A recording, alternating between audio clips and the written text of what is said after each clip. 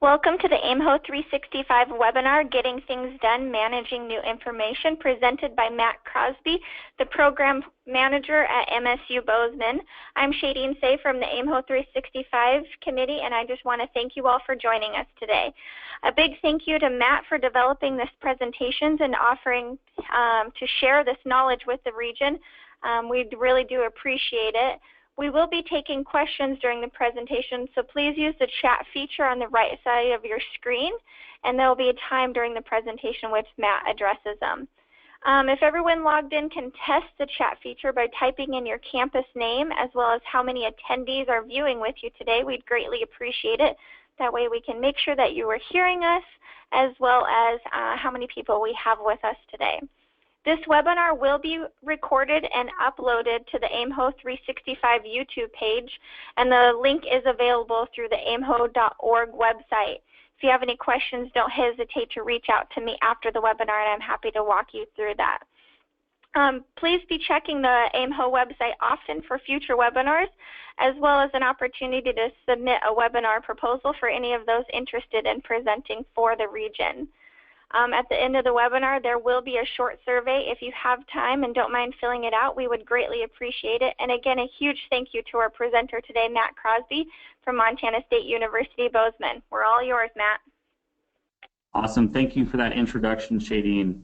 Again, my name is Matt, and this is Getting Things Done, Managing New Information. Now, one of the things that I like to address whenever I present is, why am I presenting? In other words, why should you trust the information that I have to present today? And the reason is that the path that I've taken in my work is very similar to one that many of you may have taken, maybe on or maybe aspiring to. I started at MSU as a student. I was then hired as an RA and an assistant resident director. Once I graduated, for full-time work, I started as a hall desk manager, then a program coordinator, assistant director, and a technology project manager, which is my current position.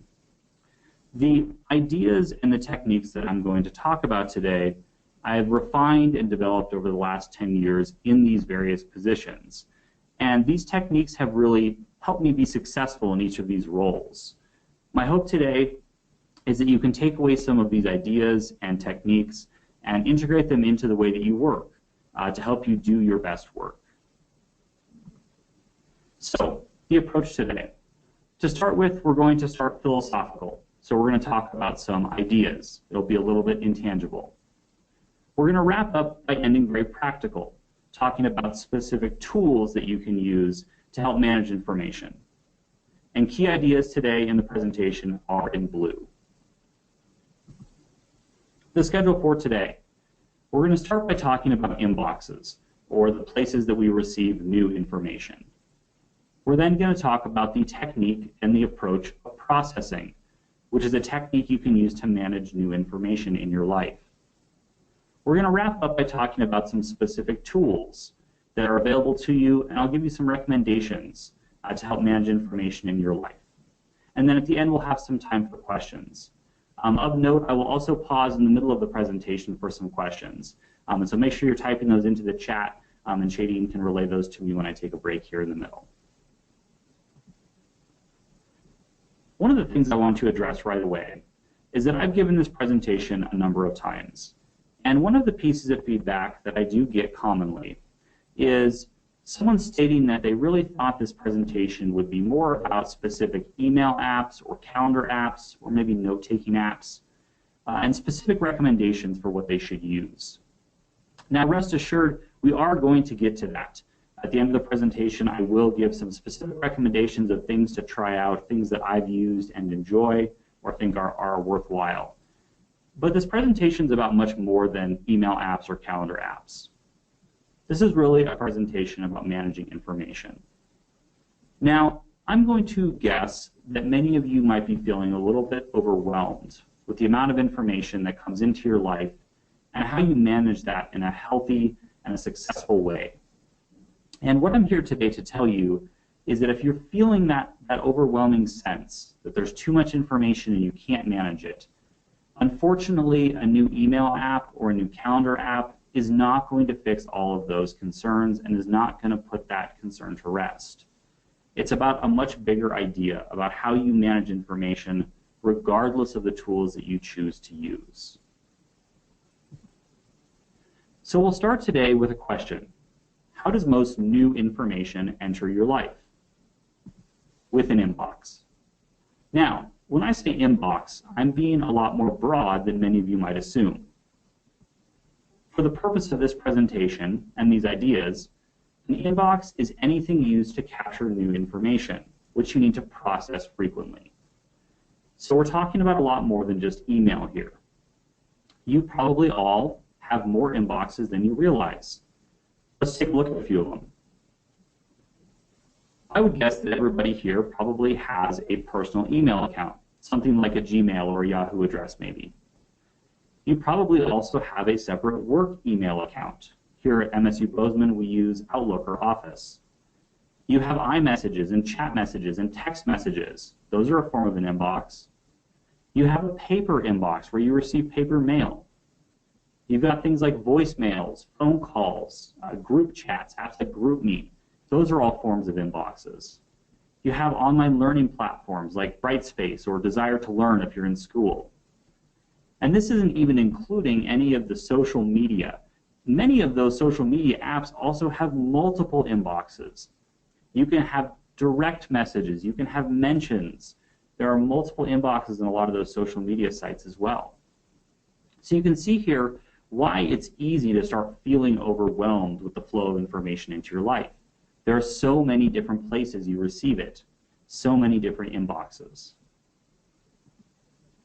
Now, we are all very experienced in checking our inboxes frequently. We're all very good at this, and some of us spend hours a day doing this. Today, I want to talk about getting better at processing the information in those inboxes. But to start with, what's the problem? Why is this something that's worth talking about? Well, what I've experienced and perceived is that we all develop bad habits around our inboxes that cause us stress and can slow us down in our work. Let's look at a few of those that I've seen. A big one, and why it's number one, is using your inbox as a task list, a calendar, or a notebook. Let's break that down a little bit. This is my inbox. In this case, we are looking at my email. And we can see here I have a variety of messages. This first message here from Martha, in this email, she's asking me very specifically to perform a task, to do something for her. So for me, this email represents a task. If we go down a little ways, we have this email from Katina. And in this email, she's telling me an important piece of information, nothing that I need to act on right now, but something that I may need to refer to later or have documented for later. That represents a note to me. And if we go farther down the inbox, we have this email from Rexel. In this email, she's asking me to be on a conference call at a specific date and time. So for this email, that represents a calendar appointment. So you can see here that the inbox contains many different types of information. It's not just tasks and it's not just appointments or notes. It's a whole variety of information types. And so theoretically, you could use your inbox as a task list, a calendar, and a notebook because that information is present. But an inbox is a really poor tool for storing this information because when it's in your inbox, that information has no context. Well, let's expand on that a little bit. Context is storing information with similar information. So as an example, your tasks are stored with your tasks, your appointments are with your appointments. You're storing information with similar information. Now, the benefit to having context is that when you're storing information in a place where it has that context, it enables faster and better decision making because you can see the whole picture. As an example, if I need to sit down and look at my task list and figure out what I need to do, if I know that every single task that I have to do is in one place in that task list and that's the only thing in that list, I can see the whole picture of what I need to be doing and make better decisions about what I make a priority and what I'm working on. We're going to come back to this idea of context in more detail a little later. For now, though, let's imagine a typical morning. I'm going to wake up, and what are the first few things I'm going to do? Well, first, we have coffee, because none of this happens without caffeine. But second and third, I'm going to ask myself two questions that morning. Where do I need to be today? And what do I need to do today? And if I'm using my inbox as a task list and a calendar and a notebook, I'm going to go to my inbox to answer those questions. So here we are in the inbox again. We can see here that we have this email from Martha, and we know that that represents a task. But we're pretty sure that Reed also needed us to do something today related to that, but he sent a really long email, and I don't really have time to read it right now, and so I might have to follow up with him later about what that was. And let's see here. I know that I have this conference call with Rexel. I know that that's scheduled for 9 o'clock, and so I know I'm good there. But I'm kind of thinking that maybe Katina needed me to also be in a meeting before that. She has a couple emails she sent me here, so I might have to dig through those. Now, you can see here how using your inbox as a task list or a notebook or a calendar can really start to fall down because this information doesn't have context. You have tasks mixed in with notes, mixed in with calendar appointments, and the end result is you're never going to feel confident about where you need to be today or what you need to do today. Inbox habit number 2, skimming our inboxes without acting on the information in them. Now, this is a common one, and we are all guilty of it. No guilt here. The other phrase for this that's commonly used is putting out fires or searching for fires. So here we are back on our inbox. We have some different emails, and suddenly, for various reasons, these emails are representing fires. In other words, things that we need to address right away before they become a bigger problem. Now, this task from Martha, she needed that done by 9 o'clock a.m. It's now 8:55 a.m., and so that task and that email has suddenly become a fire that I need to deal with, because if I don't do something about it in the next 5 minutes, it's going to become a bigger problem. And let's see here. This email from Katina, that was a note. And I actually needed that note in a meeting that I'm sitting in right now, but I can't quite remember which email she had sent that to me in. And I'm going to look kind of bad in this meeting if I don't have that prepared and ready. And so that's now a fire that I need to deal with before it becomes a bigger issue. And this conference call from Rexel, well, that was supposed to start 5 minutes ago. So that's an immediate fire that I need to do something about. If you're looking for a more stressful job, be a firefighter. That's a bad joke. But what I mean by that is that skimming your inbox without action, without acting on that information, only creates stress. And the reason is that you're taking on the cognitive load. You're taking on all of that information in your inbox with no exit strategy. You're simply trying to hold it in your mind. And as humans, we're really good at having ideas, but we're not great at holding ideas and thoughts in our head. And so we're taking on this cognitive load with no way to unload. I would encourage you, in whatever teams you find yourself in the future, whether it's a team at work or maybe you're in grad school and working with other graduate students on a team project, whatever team you find yourself in, I would encourage you to create a culture where inboxes don't contain emergencies. And as a team, this is accomplished by doing two things. The first is that as a team, you are committing to staying on top of your inboxes, on top of your calendars, and on top of your tasks to make sure that that email that someone sent 2 weeks ago doesn't suddenly become an emergency. But the second way that you can do this, and it's much more relevant, especially to Residence Life employees, is that as a team, commit to a phone call if it's an emergency.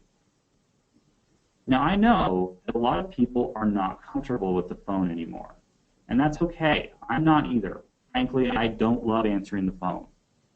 But I know that if I get a phone call from one of my team members, it has meaning. The fact that it's a phone call means something, because as a team, we've committed to a phone call if it's an emergency. I would encourage you as a team to not send emergency information in an email or a text message. If you need something in the next 5 minutes or there will be significant consequences, pick up the phone. Bad inbox habit number 3, using your inbox for long-term storage of information. Some people prefer to use the inbox as a storage place. Stuff comes into the inbox, they act on it, and it stays in the inbox. It's basically where it gets saved. I would encourage you to archive or save 100% of your messages, both sent and received. In the university line of work, this can be important if you're referencing a student situation potentially years later. It can be really important to have those messages saved. But you shouldn't necessarily be saving those in your inbox. I would encourage you to make a folder or use a built-in archiving tool in your email software to save those messages, but get them out of your inbox and get them out of your focus. And the reason is that inboxes should be reserved for new information only. Only what is new should be in that inbox. And the reason is that an inbox full of old information and new information makes it really hard to see changes and volume. So as an example of what you might experience here, if I have an inbox with 3,000 messages in it, especially if that email software is going to start threading those messages together, it makes it very difficult to see what is actually new. In addition, it makes it really hard to see the volume. How many new messages are there? Because knowing how many new messages you have helps you decide how much time you need to spend on that inbox. Maybe it's 10 minutes at the end of the day and you're caught up. But if you've got a bunch of new email, maybe it's setting aside an hour the next morning to get through it. So seeing changes in volume are very important. Those are some of the bad habits that I perceived around inboxes. And we're all guilty of them at one time or another. That's just the nature of the amount of information we receive nowadays. So the question is, how do we get better at managing inboxes and information? The answer is we develop a habit of processing. Now, when I use the word processing, I'm being very, very intentional with that word. So we're not checking our email, we're not reading our messages, we're not looking through our inbox, we're not browsing emails, we are processing. My definition of processing is extracting information and putting it in a place where it has context. So again, we're coming back to this idea of information having context. Remember that context is storing information with similar information. So your tasks are with your tasks, your appointments are with your appointments. And remember that the benefit to having context is that it enables faster and better decision making, because you can see that whole picture of everything you need to do, or everywhere you need to be, or everything you need to know. So let's actually practice processing.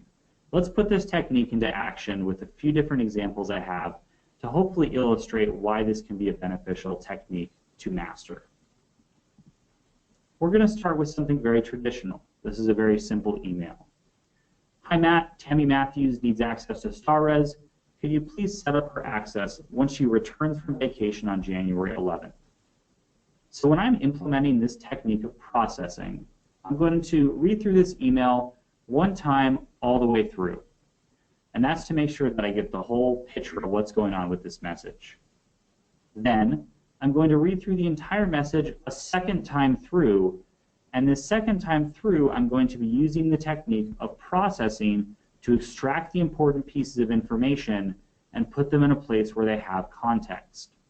In this case, we have two pieces to extract. We have a task. We need to set up Tammy Matthews StarRez access. So I'm going to take that and put it on my task list. Set up Tammy Matthews StarRez access. We also have a date, January 11th. So I'm going to go to my calendar. I'm going to, on January 11th, put a due date for setting up Tammy Matthews StarRez access. And then the beautiful thing is that now that I've extracted this information and put it in a place where it has context, I can archive this message out of my inbox and never look at it again and never be concerned that I missed something, because I use this technique to get all the important pieces out and put them in a place where I can act on them and they have context. Let's look at some more examples. This is another very simple email. Please be advised that there will be a lot of construction activity in Miller throughout the weekend. Please notify the appropriate staff of the weekend presence. Now in this case, I'm going to read through it once, and then I'm going to read through it a second time. And this time I'm using the technique of processing. In this case, we have two pieces to pull out. We have a date and time throughout the weekend. So I'm going to go to my calendar. I'm going to make an all-day event for Saturday and Sunday for Miller Construction, so I don't forget. Then I'm going to go to my task list and add a task of notify my staff of the weekend construction. I can then take this message and I can archive it. And I can never have to look at it again and never have to read it again and never be afraid that I missed something. Let's look at some more. We've looked at email so far, but things like voicemail also work really well for this technique of processing. So this is a voicemail. Hi Matt, this is Jen in Student Accounts. Just calling to let you know that the fee payment deadline for summer will be July 7th for all balances over $200. I'm going to listen through this message once, and then I'm going to listen again. I'm going to process out some information. In this case, we have two items to pull out. We have a date. So on July 7th, I'm going to make a note that this is the fee payment deadline for summer. And then we have a new type of information. We have a note, something to go in the notebook. And this is for all balances over $200. I don't have to act on that information right now. But if I have a student or a parent call or even another office on campus call, I may need to reference that information down the road. And so I want to put it in a place where I can get to it quickly and easily. So it's going to go in my notebook. Now once I've extracted these two pieces of information, I can go ahead and delete this voicemail. And I never have to worry that I missed something, and I don't have to listen to it again. This is an example of a text message. Hey, could you please add Riley to the StarRez iPad Access group on Wednesday? He's assisting with new student check-ins. Now in this case, we again have two pieces to extract. We have a task. We need to set Riley up with iPad access for the StarRez app. And we also have a due date of Wednesday for this. So I'm going to go to my calendar and add this to my calendar as a due date for setting up Riley's access. And again, like all other forms, I can then back out of this thread, or I can delete this conversation, and I can never worry that I missed something, because I use this technique of processing to pull out the important pieces and get them into a place where they have context. One of my favorite mediums for using this technique of processing is meeting agendas. Meeting agendas are typically chock full of new information. And so it can be very helpful to use this technique of processing to get through them. In this case, I have a snippet of a meeting agenda here, and we've got a lot of pieces to pull out. We've got various dates to put on the calendar for evaluations and web time entry. We've got a variety of tasks as well, things that we need to get done before the RAs arrive back to campus. So I'm going to work through this meeting agenda top to bottom, processing out each piece of information, pulling it out, putting it in a place where it has context. Then when I'm done, I can take this meeting agenda and I can put it in a folder to archive it and never have to worry about it again. So this is the idea and the technique of processing. This may be very intuitive to some of you, maybe not to others. But intentionally developing and adopting this technique can help you get through new information in a way that is quick and accurate and very thorough. Now, the alternative title for this presentation is Think Like a Robot. And the reason I say that is that this technique of processing, this way to approach new information, is very, very similar to what modern search engines like Google or AI software do. A really perfect example of this that some of you may have experienced is that if you use Gmail, Google's email service, and you also use Google Calendar, you may have seen this in action. If I go to a airline website and I book a plane ticket, and the receipt or the itinerary is emailed to my Google email account, what Google will do is they'll see that, okay, this is an email regarding a flight, and there's a date and a time here, and they will extract that date and time and create an event on your Google Calendar automatically without even asking you with your departure and arrival times and dates and locations. And the way that it did that is exactly this process, a technique of processing. It's reading through the email, figuring out that, okay, it would be contextual and advantageous for this departure and arrival to be on this person's calendar. So it's going to read through that email, it's going to pull those pieces out and put them in a place where they have context in your calendar. So really, getting to master this technique of processing is thinking a little bit more like a search engine or some of the modern AI software. When you are processing, you can process a single message at a time, or you can spend 3 hours in your various inboxes catching up. The amount of time you devote to this is not important. It's all about that mentality and using that specific approach. And the secret about processing is that once you figure out how to do this, it can be applied to any source of new information. And I really mean any source. Meeting agendas, voicemails, paper mail, phone conversations, instruction manuals. And actually, I will say instruction manuals are one of my favorite for this, because chances are, if you're looking through documentation on software or an instruction manual on something, you probably need to really know about 15% of what's in that manual.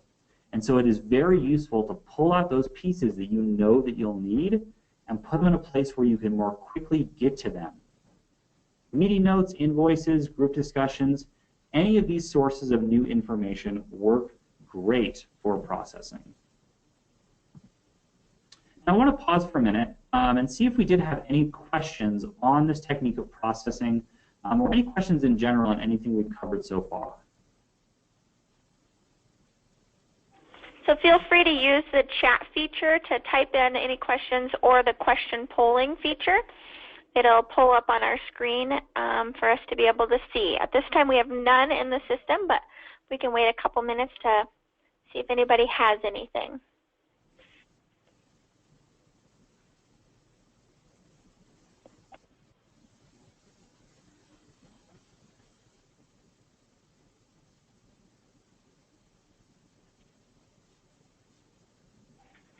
So Matt, we have a question.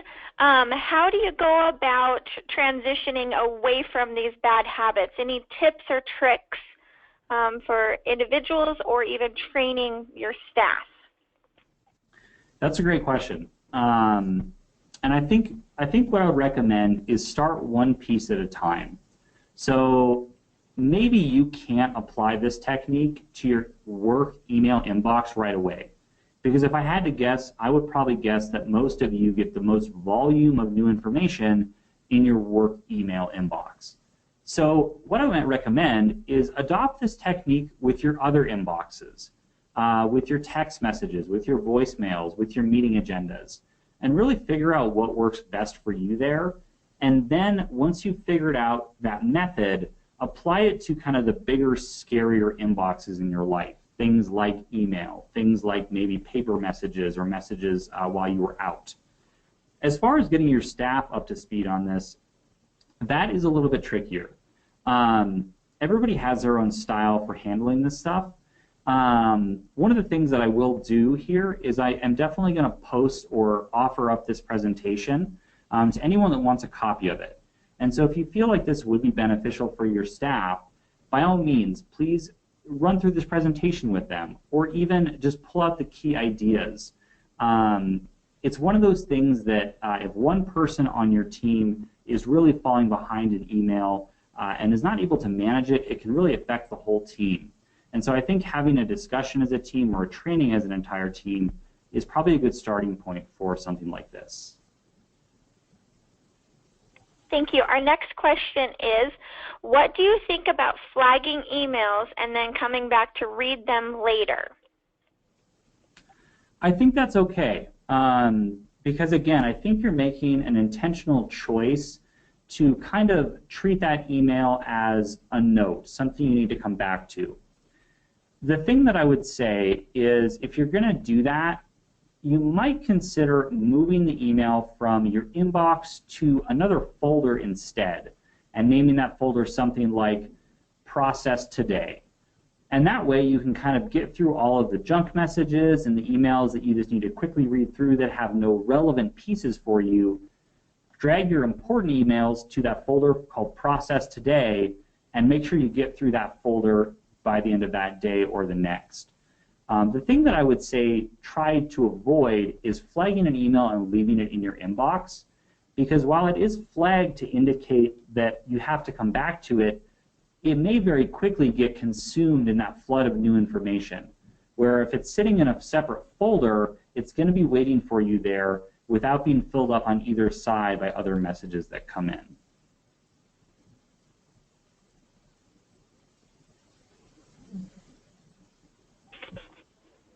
How would you suggest managing all the notes you end up creating to refer to at a later date? That's a good question, and I'm actually going to defer and wait on that one because we're going to get into some specific tools here, and I'll talk specifically about how to organize notebooks and notes.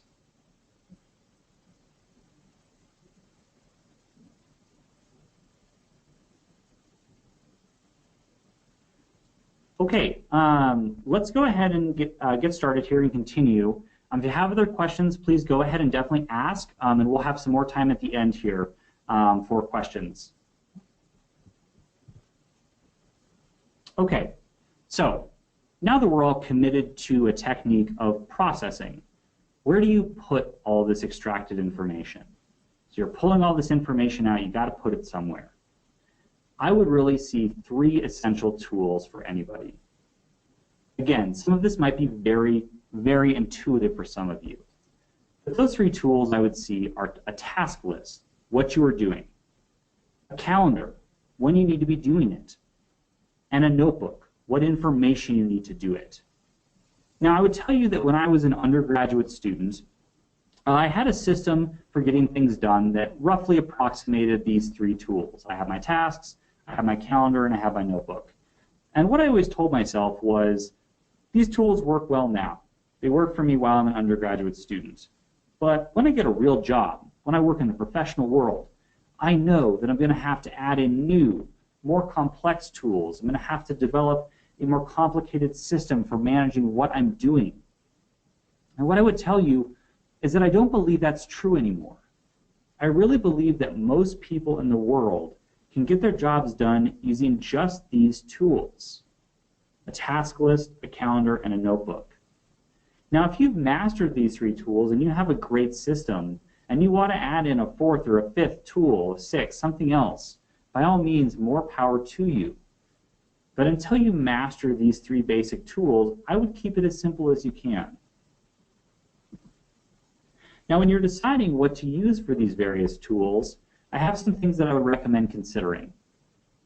The first is that you pick a tool that's accessible everywhere. What I mean by this is you want something that you can take with you by throwing it in a backpack or a bag or maybe in your pocket. You want something that you can take with you. A good example of this is things like wall calendars and desk calendars. These are a good start. They really are. You're tracking where you need to be at what times. That is a system. However, the problem with a wall calendar is it's attached to the wall. And so if you're in a meeting across campus and at the end of the meeting the group decides, well, you know what? Actually, I think we should probably meet again next week. We have more that we need to work on. You're not going to be able to give a definitive yes or no on a meeting time because you don't have that calendar with you. It's back in your office. And so picking a tool that is accessible everywhere is important. Second, and this is one that a lot of people don't consider, but I would encourage you to pick a tool that gets out of your way. Now, what I mean by this is something that you can put into a backpack, something you can throw into a desk drawer, or something, if it's software, that you can just close and exit out of. And the goal here is if you get it out of your way, you can free up space to focus on your actual work. A perfect example of this that is pretty common is that people sometimes like to use sticky notes to document what they have to do or where they have to be. And again, I would say that is a good start. You have some sort of system going, and that's something. But the problem is oftentimes those sticky notes you see stuck to the palm rests or keyboards of a laptop. Maybe they're attached to the bezel of the display of your computer on your desk, or maybe they're stuck to the wall behind your desk. Now the problem with that is, let's say that you need to sit down at your computer or your laptop and you need to write a really serious email. Maybe you're putting together rationale why somebody should be fired or hired. Or maybe on a personal note, you just got an email from a friend who you haven't talked to in 10 years, and you really want to put some focus and some energy into writing a really meaningful email to this person. You are never going to be able to put the focus and the energy you need into those tasks if every other task you have to do over the next 2 months is staring at you in the face. Something that gets out of your way is critical for letting you focus on your work. Finally, you have to enjoy using it. This is one that some people discount, but you can dive headfirst and adopt the most complex, advanced task management software in the world. But in the end, if you don't like using it, you're not going to use it, and that doesn't do you any good. Now, before I get into some specific recommendations about what to use, I want to mention that technology is not a substitute for discipline. The other way that I phrase this is that the most talented project manager in the world can get more done with a pen and a piece of paper than a lot of people can get done with all of the software and apps in the world. If you are a paper person, if you like paper planners, if you like paper calendars, more power to you. Everything that I'm presenting today can be accomplished on paper. And in fact, some of it benefits from being on paper because we use our technology for everything else nowadays. If the only thing you're using paper for is managing your tasks, it'll be a very focused environment for you to do that. So if you're a paper person, more power to you. Here are some specific recommendations that I would look at if you're looking for a task list. Now, if you're a paper person, there are a lot of good planner options out there and a ton of variety online. I would definitely recommend checking out a local bookstore or your bookstore at your university, or look online. You can get planners in just about any style and size and shape and configuration. One of my favorite task list tools is a legal pad and a clipboard. This is what I used for a lot of my undergraduate. And it has a lot of benefits. First of all, it is very cheap and replaceable. So if you lose it, that kind of sucks, but it's not like losing a phone or a laptop. The other added benefit of a legal pad and a clipboard is that it's, of course, portable. You can throw it in a bag, you can hang it on your wall, you can walk around and write with it. It's very portable. And third, and probably my favorite aspect of using a legal pad and a clipboard for your tasks, is you can build in some forced review time. We're going to talk about review time a little bit in a few slides here. But what I mean by that is, let's say that you're going through and writing down all the tasks that you have to do that day on your legal pad and your clipboard. And you get up to the end of the first page. So you filled one whole page worth of tasks. Now, instead of just turning the page over and starting to write on the second page with more tasks, I would encourage you to do something else. Set that legal pad down, rip off the first page, set it next to the blank page you just revealed, and rewrite your task list. That is a review time. And the benefit is that there's probably a number of tasks on that list which you can then drop off because you've completed them, or even better, you no longer have to do them because of some circumstance that changed. You can also do things like reword a task. If you kind of scribbled something down and you wanted to add some more detail to it, exactly what you had to do, it's a good opportunity to do that. And then, of course, you can also reprioritize. You can move stuff up in the list or down in the list, or you can color code it with different pen colors. There's a lot of good chances for review built in when you use a legal pad. If you are interested in software, I would definitely recommend checking out Trello. Trello is actually what I use for all of my personal work tasks and what we use as a team to manage our software projects and residence life here at MSU. Trello is, by design, project management software. It has some cool advantages. You can have many, many people working in the same projects at once. So I can have my entire team working on the same task list and checking stuff off and adding it. But it's also very flexible. So if you just want to use it as a very simple list of tasks for just yourself, you can do that too. It's very flexible in how it can be set up. The other benefits of Trello are it's completely free and there's no ads. It also has apps available on just about every platform. It runs in a web browser on any Mac or PC. They have a great app for iPhone, an iPad, and Android. And so that's definitely an option to check out. For a lot of people, if you're just starting in on developing your own system, the built-in reminders app on your iPhone or your Android phone may be more than enough for you. For a lot of people, that built-in reminders app is plenty.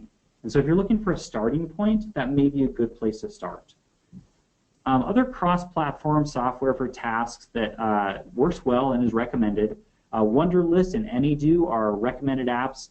They have apps on just about every platform as well, so they're very versatile and accessible.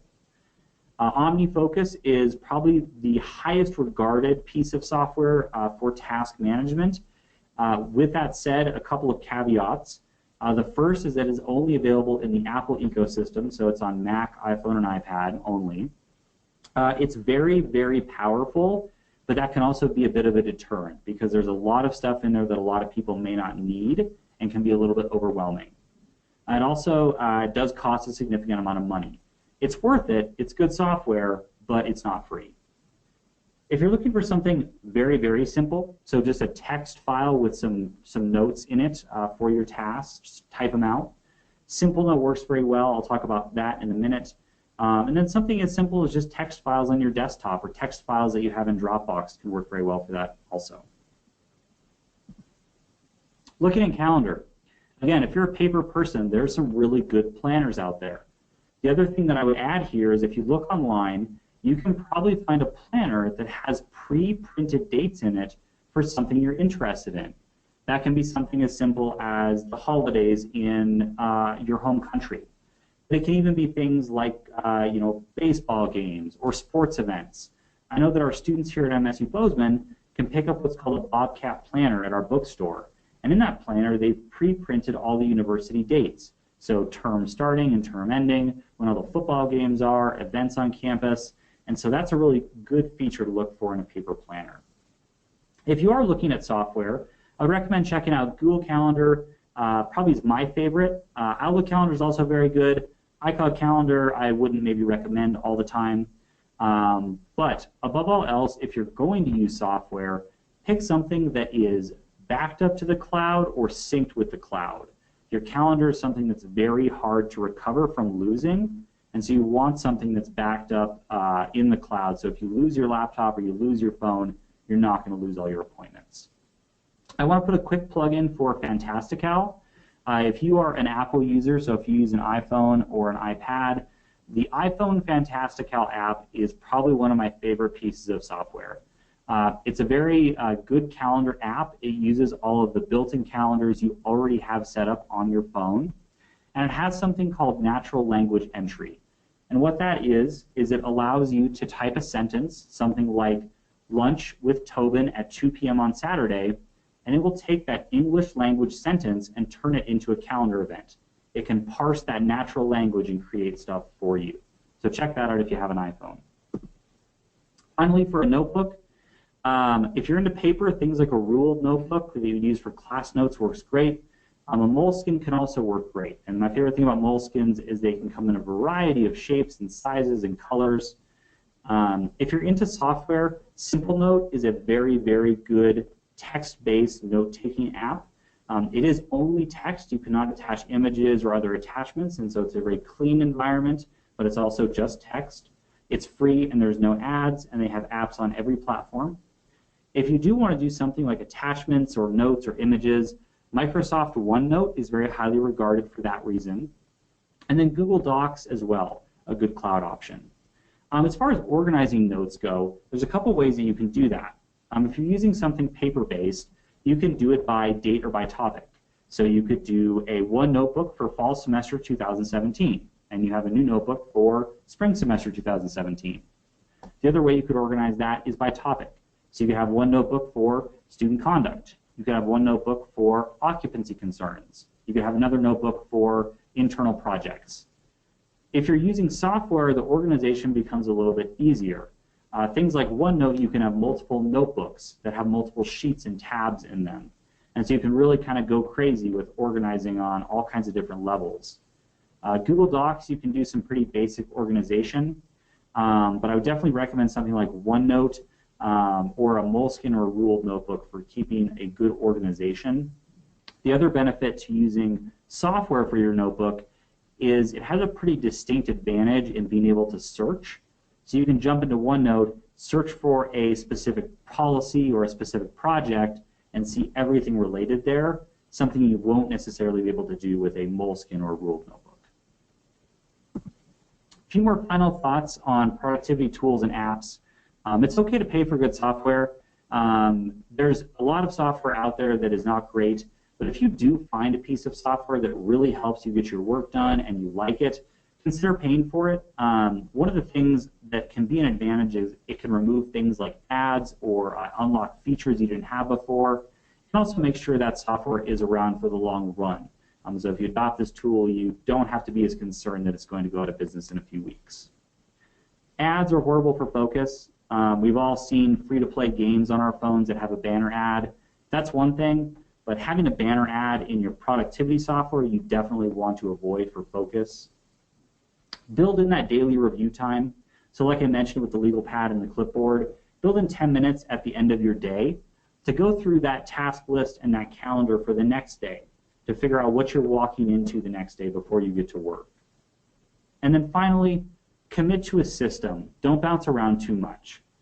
There are new productivity apps and calendar apps and note-taking apps launching every single day, and it can be very tempting to try every new thing.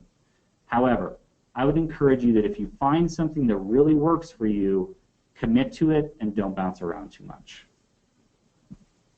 So to review here, remember that you have many inboxes where you receive new information. Remember that processing is a technique you can use to put that information in a place where it has context with similar information. That context enables faster and better decision making. And remember to choose tools that are accessible, stay out of your way, and that you enjoy using. Now I'd like to open it up for any other questions we missed or other questions we had.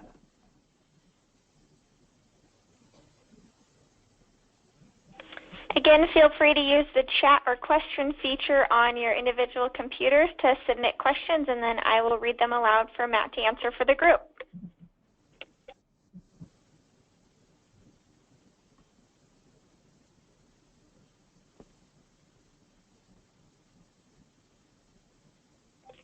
Matt, we have a question from somebody asking if you will share the presentation so they can go back to the slide with the suggested apps to use for organization purposes.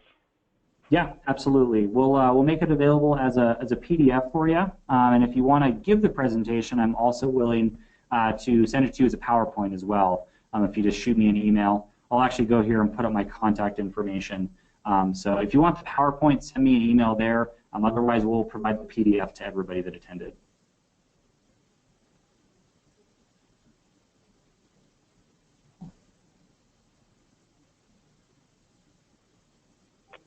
Awesome. It looks like that is all the questions that we have for right now. So again, if you have any further questions, don't hesitate to reach out to Matt or I. His contact information is available on your screen, and mine is available through the aimho.org website. A big thank you again to you, Matt, for taking your time to share your knowledge with us on this area. The association really appreciates what you do for our members. This webinar was recorded and will be put on our AIMHO 365 YouTube page, which that link is available through the AIMHO.org website for future review. And be on the lookout for future webinars by checking out the AIMHO 365 page on our AIMHO website on a regular basis. There will be an online survey that will pop up on your screen here shortly. If you do have time to fill it out, we would appreciate it. And again, thank you, Matt, for your presentation today. Have a great week, everybody. Thanks, everyone.